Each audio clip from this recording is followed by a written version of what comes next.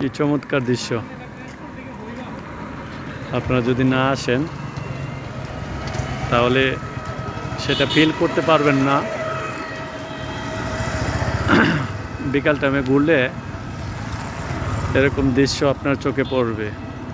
তো কর্মব্যস্ততার কারণে হয়তো অনেকে বিকাল টাইমে ঘুরতে পারেন না, তাদের জন্য ব্যাড লাক। আর যারা বিকাল টাইমে ঘুরেন বা বিকাল টাইমে বিভিন্ন জায়গায় ঘুরতে যান, তো এটা ভালো একটা জায়গা। কুলিয়ারচর, মানিকদির চৌমুরি একটা ব্রিজ আছে, খুবই চমৎকার। এখানে দূর দূরান্ত থেকে অনেকে আসে ঘুরতে। ওই যে দেখেন খুবই সুন্দর।